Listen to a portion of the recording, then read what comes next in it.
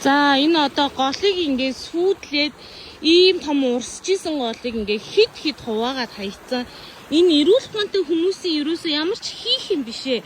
Бүтээн байгуулалт гээд өөр төр хөгжилтэй орнууд чи ийм гол устай болохыг мөрөөдөө сууж авч чинь эмээ өөж ингээд гол усаа хайрал ингээд хардаа ийм том урсаж орж ирж байгаа голыг ингээд хид сүйтгэхэд хардаа бүр ингээд юучгүй болгоод ингээд хайцсан. Одоо дахиад энэ голыг чинь урсцыг нь хаах чинь штэ. Ингэж муухай юм хийхгүй найзуудаа. Ямар амар хүмүүжлгүй зүрх сэтгэлгүй ямар үнэт зүйлгүй юм бэ та хэд ч. Хардаа ийм том голыг энд бүр хид хуваасан юм. Одоо кемп руу ийшээ дрон нисгэж гин. Та нарыг кемп дотор юу хийж гин? Угаасаа харж л тараа. Та нар энийг энэ муухай үйлдэлээ зогсоо ямар муухай хүмүүс вэ?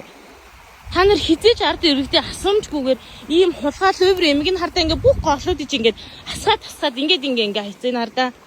Бүр ингээ энэ голчин хөөрхөн юмтай уйлдэг бол одоо уйлж байгаа да. Ийм том урсаж орж ирж байгаа голыг ийм амар бол хайцсан биш нардаа. Зүгээр л юм кемп руугаа явах гэдэг хятад ажилчдынхаа кемпийг бариа нөөнөө дулаалга хийж байгаа орчмынхаа голыг ингээ устгацсан биш. Та нар тэгээд ийм зүгээр нэг хятад ажилчдын эмийг барьчих чадахгүй голыг минь ингээд ийм бодоо олгоод эн чинь хөөе та нарын өвөмч өрөг биш.